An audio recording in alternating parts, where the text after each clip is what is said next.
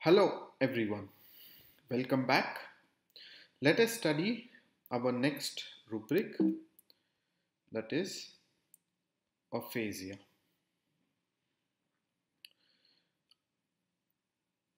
From Kent's repertory. So aphasia means where there is language disability. Your language is affected, and by language it means the ability to communicate is affected. Like, for example, talking is affected, um, writing is affected. Um, Even for people who use sign language, uh, their use of sign language is affected. So any kind of communication, writing, talking, speaking, singing, all kinds of communication is affected, and in both ways, either in understanding the what is being said, um, what is being communicated, what song is being played. They are not able to either understand it, or they are not either able to speak or communicate. Hmm? Both are affected in aphasia, and it mainly is due to brain injury, and the most common cause is stroke. When you see that there is hypertension, stroke, this is very common. So this is what aphasia means: loss of ability to understand or express speech. Both are affected, understanding also and expression also, and it is caused by brain damage. What is important here is, if you can see in this image, there are two areas that are highlighted.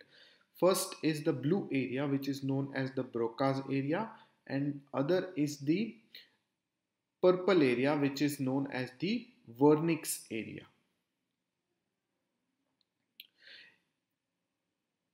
Now what happens is, the Broca's area is responsible for the articulation or the motor aspect of speech, okay, of expression, talking. The motor behaviors are affected if Broca's area is affected. Therefore, and Wernicke's is more to do with understanding. Whatever is being said to me, am I able to understand? Broca's is for expression. So therefore there are two types of aphasias. First is non-fluent aphasia, means where the expression is affected, and that is Broca's speech area. Where the understanding is affected, that is known as Wernicke's aphasia, and it is known as fluent aphasia. Because in Wernicke's, what is happening is, even though the patient is not able to understand what he or she is being told, he definitely is able to talk what he wants to. I can talk and go on talking, and that talking may seem irrelevant because I'm not answering your question. You are asking me, what are you doing on your laptop? I am saying, oh, you see this river, it's going, it's such a nice river. There's a boat in the river, or it's going. Uh, there are so many people on that boat, and I'm asking, okay, that I understood, but you were doing something on your laptop. Yes, yes, the boat is red color and it's really good. What is happening? Matlab, he is not registering my question. He is not registering that I'm asking him, were you doing on your laptop? That is Wernicke's aphasia, where you see that the talk seems irrelevant. It is not to the point. Hmm? That is what you see, observe in Wernicke's aphasia. In Broca's aphasia, what happens is, if I ask you, what were you doing on your laptop? Uh, I uh, mm, mm, record video. Okay, now what is happening over here is, one is I took a lot of pause. I was searching for words, but I could not form a sentence. But I told you something which you could understand. Something he was recording. Okay, that's what he was doing. So you could understand what I was doing, but I could not formulate the sentence completely, fully. I just gave one or two words. The in between sentence formation does not happen. That is why it is known as non fluent. It's not fluent, it's not just flowing. Words are not coming.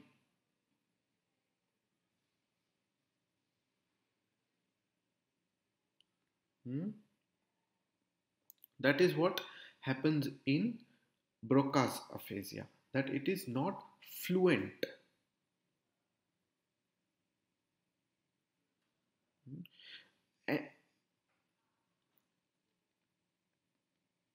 These are the two broad differences between aphasia. There are obviously more subtle types of aphasias where there is mixture of both. There is intensity of both. Depending on their intensities, they are categorized into various other types. But let's not go into so much of detail. But this is what is important to know: these two broad categories, fluent and non-fluent. Then what are the remedies? As I told you, in aphasia, the main reason patients have aphasia is some kind of brain damage, and the most common brain damage that we see nowadays is stroke. Patient has stroke, patient has paralysis, and Bothrob's is one of the most important remedies where you see stroke with paralysis of right side of the body, whole right side of the body, right arm, right leg is completely paralyzed, and the patient is not able to move that side. Along with that, there is heaviness of tongue, because of which the patient is not able to talk. Heaviness of tongue.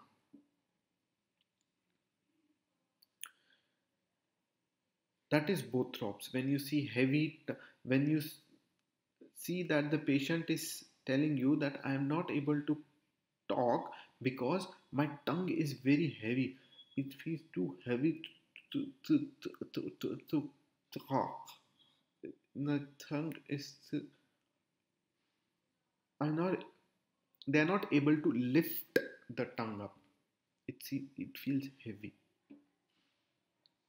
If you see that along with right sided paralysis, then that is, and if there is sudden onset, suddenly patient had stroke and he just suddenly deteriorated. And along with that, especially if you see septic signs where there is very bad infection, gangrene, degeneration of parts, that is Broca's, that is Bothrops, sorry, not Broca, that is Bothrops. Hmm? That is the first remedy. Second remedy is chinopodium. Okay, chinopodium is a remedy that is very similar to Wernicke's aphasia. Wernicke's aphasia was fluent aphasia. So in chinopodium, the symptom is patient is able to hear noises, sounds, but he is deaf to voice. You remember the example that I am asking you, what are you doing on your laptop? But you are continuing to talk about the board. So you are deaf. It's like you are deaf to what I am asking you. You have not even registered that I have asked such a question, and you are just talking what you were talking. You just continue to do that. The talk seems irrelevant. The talk is not understood by others. As also, one of the most important characteristics of Wernicke's is the talking is many times not understood by others. What he is talking, what he means is not understood. So patient will write very clearly the words like, I, laptop, board, doing. Okay, now this, there's no meaning to this sentence, but I is said very clearly, laptop is said very clearly, boat is said very clearly or written very clearly, the writing, the talking is very clear, the word is very clearly articulated, but there is no meaning to the word. That is vernix aphasia, which is seen in chenopodium. When you see there is no meaning to the word, to the sentence, not to the word. There is no meaning to the sentence.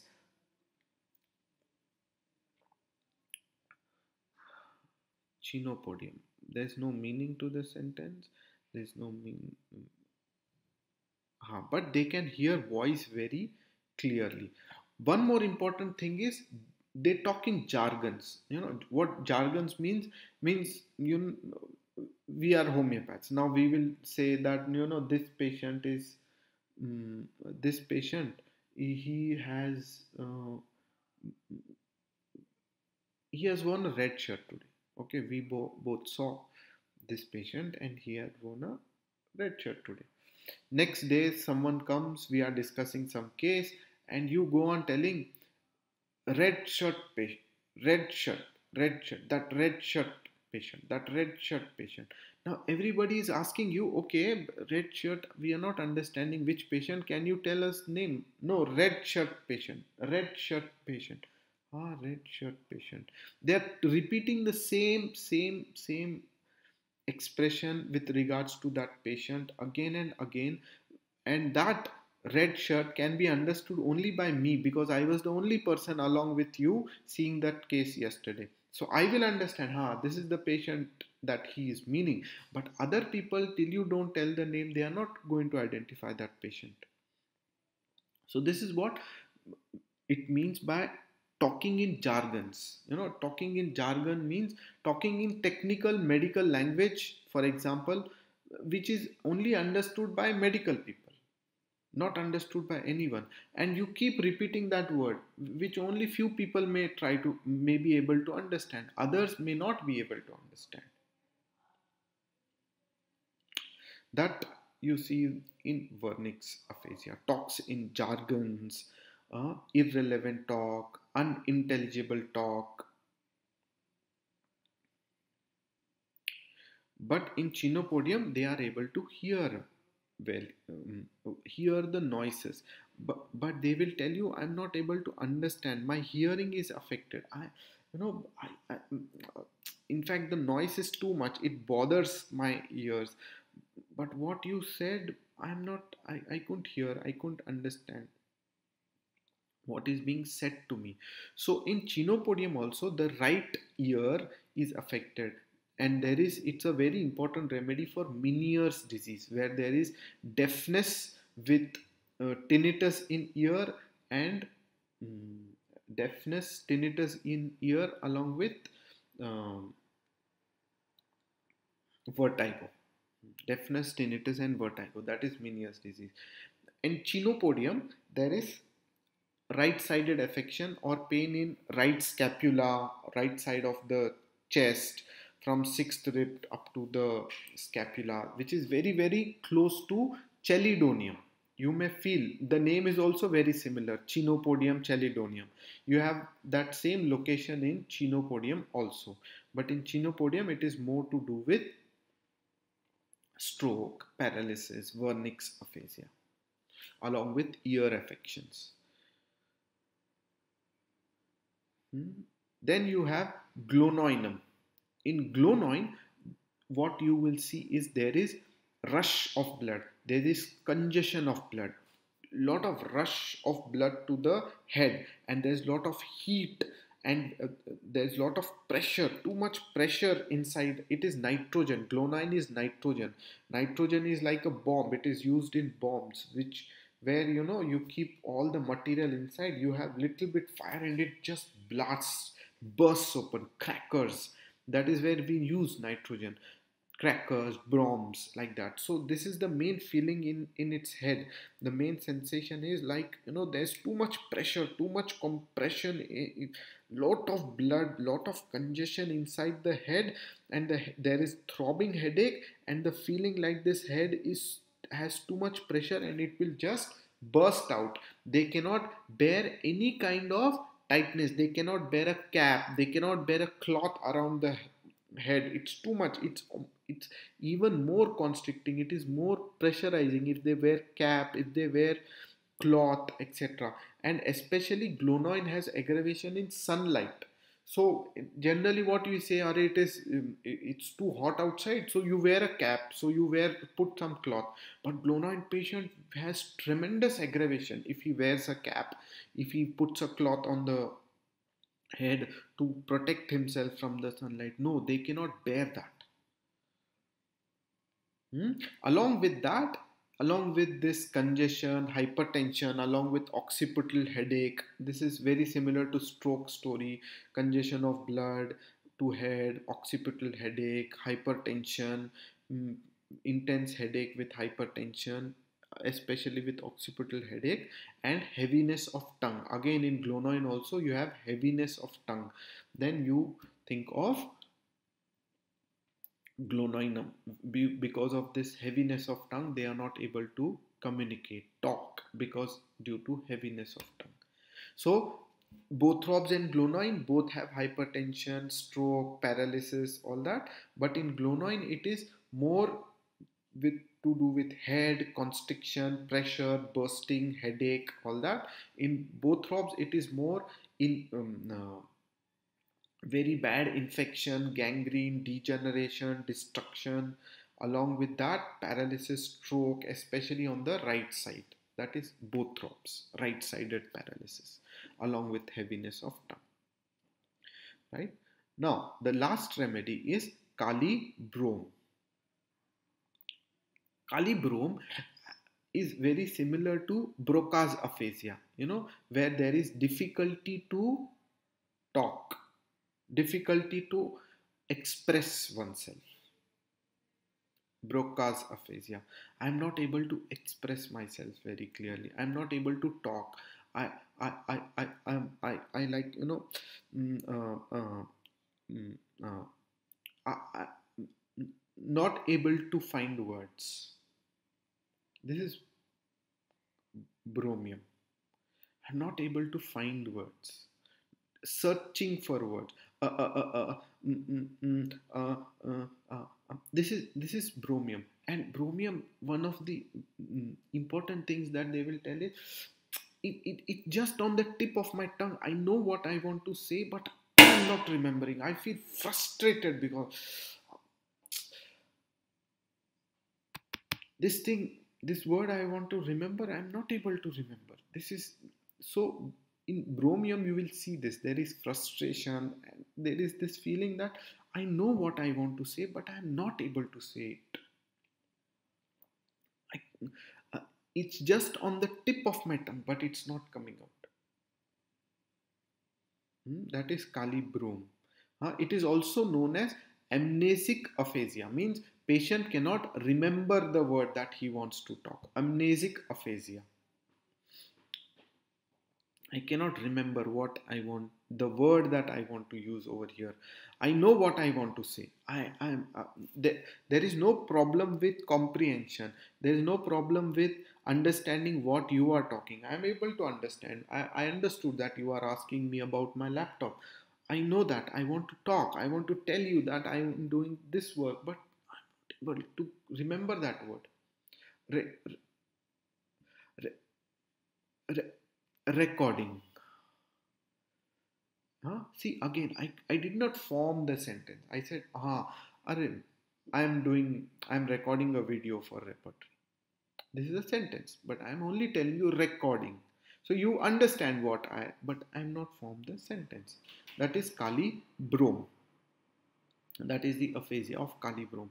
In Kali Brome, generally you will see more than hypertension, there will be diabetes with, uh, sugar and proteins in urine, uncontrolled diabetes, with old age people, with hypertension, and then this is slowly progressing, and then it's degenerating, and it's, you know, after a long time, then patient one day had a stroke and he's not able to articulate, talk at that time.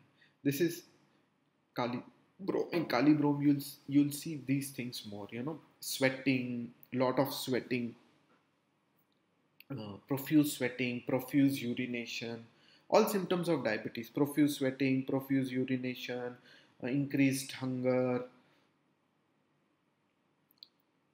along with weakness, tiredness, not feeling energetic, always feeling tired, easily getting tired. On top of it, my sugar is not under control. My kidney also is not working properly now. They are saying the kidney is also affected. There is protein also now in my urine. So there is protein loss also. There is edema developing on the body. And then one day patient develops paralysis. That is Kali Broom. And especially if you see Broca's aphasia, non-fluent or amnesic aphasia, then you should definitely think of the remedy Kali Broom. So those were the 4 remedies, and that is what I had to talk about this rubric aphasia. The other cross reference obviously is mouth speech difficult, which is very simple. There's nothing to explain over there. So that brings me to the end of this rubrics understanding. I hope you learned something today. Thank you and see you soon. Bye bye.